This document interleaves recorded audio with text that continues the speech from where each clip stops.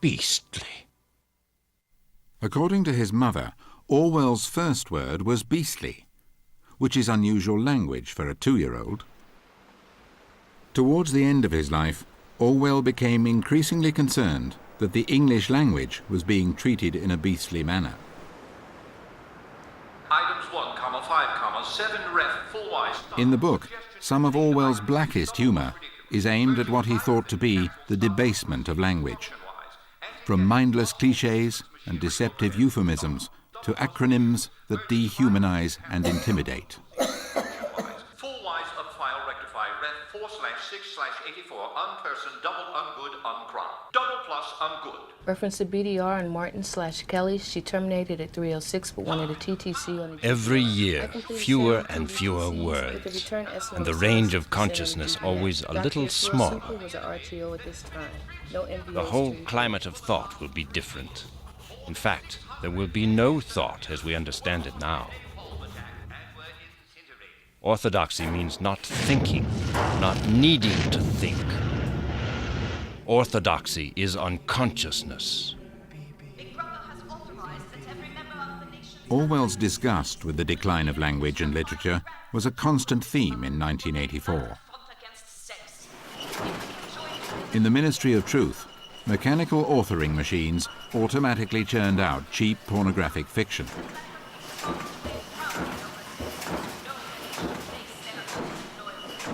A machine intelligent enough to write would have seemed a remote science fiction fantasy in 1949, but Orwell was on the right track. It doesn't matter. Feeding egos ain't no claim on our souls. Digital machines don't write pornography yet. However, there is a software program that will generate random poetry of sorts. Tap the haiku button and it mimics the Japanese style. The software was written by Ray Kurzweil. Silent hands, places with manuscripts, looking for the sun. And every day, such programs become more powerful. In Orwell's time, the powers that be operated from deep inside faceless buildings, but at least they were human.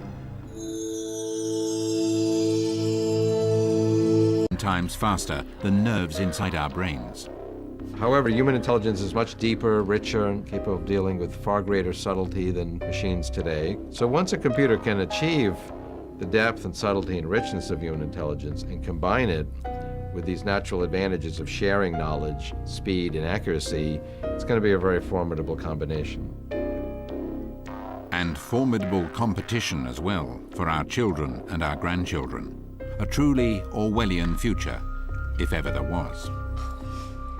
If we just look at a situation where it's intelligent machines and humans, then I can't see humans sort of standing up to that. It would mean that maybe by the end of this century, intelligent machines are running the show and humans are slaves or human farms and human zoos, nothing more. Toy robots, built by computer students, the sort of toys we often see when the subject is robots. In the future, they won't be toys.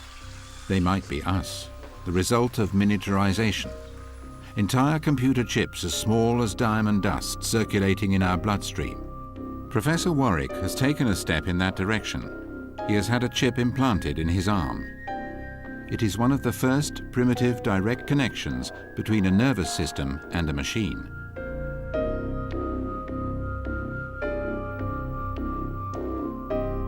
Later, his wife, Irena, will have a chip slipped under her skin. As the technology evolves, the implants could lead to a direct connection, brain to brain. So it's looking at the electronic signals that our thoughts being transferred between people, a bit like telepathy, but for real, technically. Or will the brain not be able to cope? We simply don't know. We simply may not want to know. Party members honor the glorious The idea of humans hardwired into a vast network fits the sort of bleak future that Orwell seemed particularly concerned about when writing 1984. Perhaps Orwell was right in a roundabout way, and that's what we will end up with. The humans that are connected won't just be connected human to one intelligent machine as a standalone will be a human connected into a network. They will be able to harness the power of that network, but the network will be able to control perhaps the power of the human. Big brother of a human nature is now big brother of an internet nature. Issued a major report that anticipated pork belly totals will exceed all expectations this coming fall. After the final terror in room 101, Winston Smith is released. He has been hollowed out. He gazed up at the enormous face. Oh, cruel, needless misunderstanding. But it was all right. Everything was all right. The struggle was finished. He had won the victory over himself. He loved Big Brother.